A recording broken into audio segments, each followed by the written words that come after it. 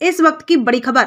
भारतीय किसान यूनियन स्वराज ने किसानों की समस्याओं को लेकर भारत के प्रधानमंत्री के नाम क्राइम इंस्पेक्टर नगर कोतवाली को दिया ज्ञापन। भारतीय किसान यूनियन स्वराज के राष्ट्रीय प्रमुख सचिव जिला अध्यक्ष बुलंदशहर अशोक शर्मा जी के कार्यालय पर विरोध दर्ज कराया। अशोक शर्मा ने बताया कि राष्ट्रीय अध्यक्ष माननीय कुलदीप पांडे जी के निर्देशानुसार किसानों की समस्याओं को लेकर एमएसपी न्यूनतम समर्थन मूल्य की कानूनी गारंटी मिले, आयोग की सिफारिश के मुताबिक एमएसपी तय हो, जो किसानों पर कर्ज है उसे पूर्ण रूप से माफ किया जाए, आंदोलन के समय किसानों पर लिखे गए मुकदमे वापस लिए जाएं। 2020-2021 आंदोलन में जो किसान शहीद हुए थे, सरकार द्वारा उन्हें मुआवजा दिया जाए। अगर दिल्ली में जो किसान प्रधानमंत्री जी से अपनी मांगों को लेकर वार्ता करना चाहते हैं तो सरकार जल्द बात करे, अन्यथा भारतीय किसान यूनियन स्वराज संयुक्त किसान मोर्चा के समर्थन में आंदोलन करने पर विवश होगी। मीटिंग में आए इंस्पेक्टर क्राइम कोतवाली नगर को माननीय भारत के प्रधानमंत्री नरेंद्र मोदी जी के नाम संगठन के सभी कार्यकर्ताओं की उपस्थिति में ज्ञापन दिया गया, जिसमें उपस्थित रहे थान सिंह नेताजी, जिला अध्यक्ष गौतम नगर, युवा जिला अध्यक्ष नौसाद खान, हबीब, सुरेश वर्मा, जितेंद्र, जीतू भाई, समस्त गौतम बुद्ध नगर टीम, समस्त अलीगढ़ टीम, समस्त बुलंदशहर टीम, सुरेश भाई, अशोक कुमार, अजय लोधी और समस्त मातृ शक्ति आदि लोग भारी संख्या में लोग मौजूद रहे। बुलंदशहर से काजल लोधी की खास रिपोर्ट। खबर अच्छी लगी तो चैनल को सब्सक्राइब करें, लाइक करें, शेयर करें।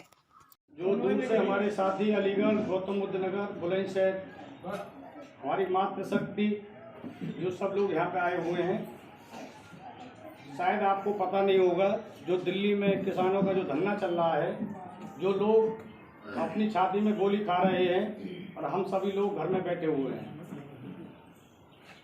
तो हम सभी लोगों को अगर किसी चीज़ का कोई मांग किसानों की होती है तो गरीब मजदूर सभी के लिए फ़ायदा मिलेगा। अगर किसान का कर्ज माफ होगा तो एक किसान का नहीं होगा, पूरे देश के किसान को फ़ायदा मिलेगा। हम सरकारों से हमें कोई मतलब नहीं है, कोई सरकारें आती जाती रहती हैं। हमने सदैव शासन प्रशासन का मैंने 25 साल से सम्मान किया और मेरा जिला प्रशासन बुलंदशहर बहुत अच्छा कार्य भी कर रहा है। समस्याओं का समाधान भी बहुत तेजी से होता है। जो यहाँ के इस समय अधिकारी आए हुए हैं बहुत ईमानदार हैं। एक बार जोरदार ताली उनके लिए हो जाए, क्योंकि किसान यूनियन का जो ध्येय है जय जवान जय किसान।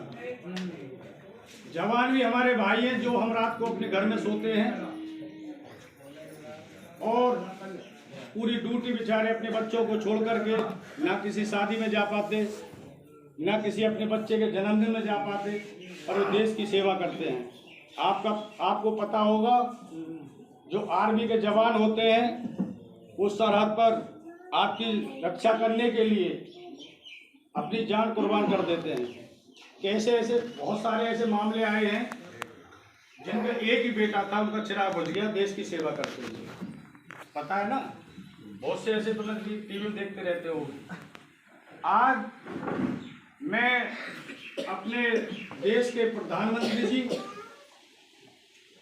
माननीय हमारे राष्ट्रपति महोदय जी से मैं हाथ जोड़ करके आग्रह करना चाहता हूं कि जो आज किसान सड़कों पर दिल्ली में पड़ा हुआ है अपनी कुछ मांगों को लेकर के, तो मैं उन्हें सरकार से निवेदन करूंगा कि इसमें सरकार की बहुत फजीहत हो रही है। चुनी हुई सरकार है और हम ही लोगों ने सरकार को बनाया। आपने देखा होगा, जब तक बच्चा नहीं रोता है तो उसकी माँ भी उसको दूध नहीं पिलाती है। अगर आप अपनी आवाज़ नहीं उठाओगे, किसी चीज़ की मांग नहीं करोगे, तो बगैर लड़ाई के आपको कोई मांग नहीं मानी जाएगी।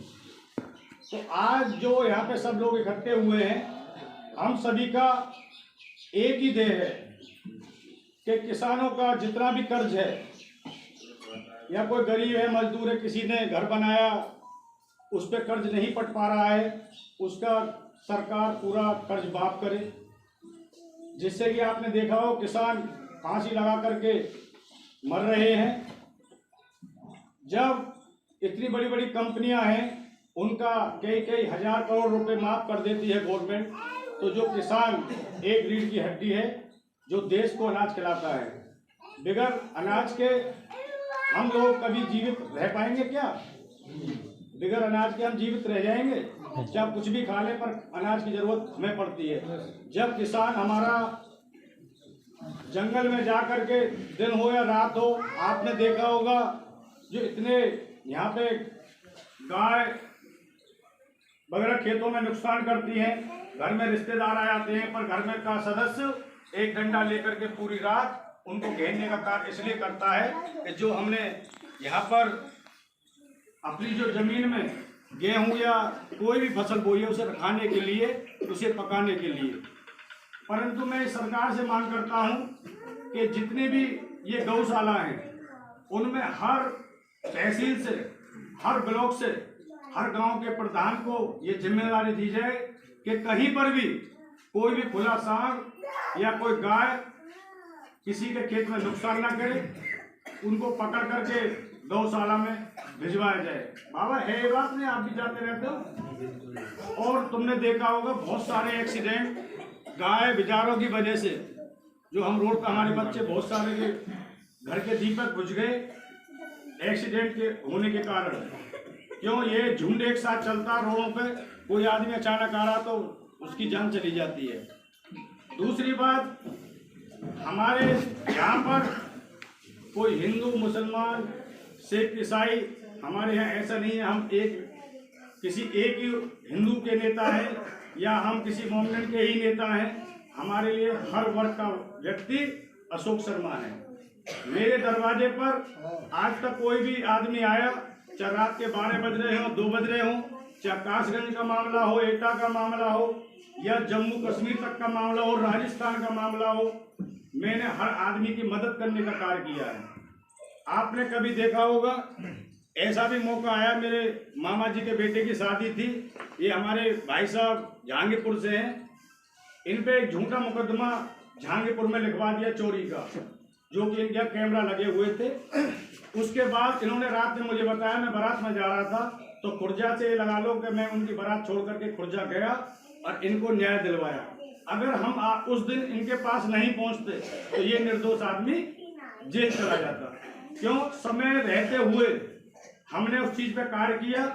जो सक्षम अधिकारी हैं उनको इस बात को बताया कि ये आदमी निर्दोष है। आपने देखा होगा कि हमारी जो बुलंदशहर की जेल, क्या पूरे हिंदुस्तान की जेलों में 80% लोग निर्दोष फंसे हुए हैं। ऐसे ही बाबा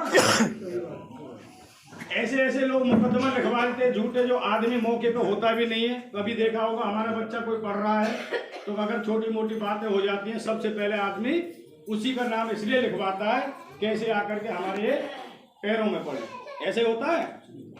तो इन चीजों से बचने के लिए और अपनी लड़ाई लड़ने के लिए आप सभी लोग, चाहे कोई भी गली हो, मोहल्ला हो, कोई भी गांव हो, कभी ऐसी घटिया राजनीति मत करना कि जिससे किसी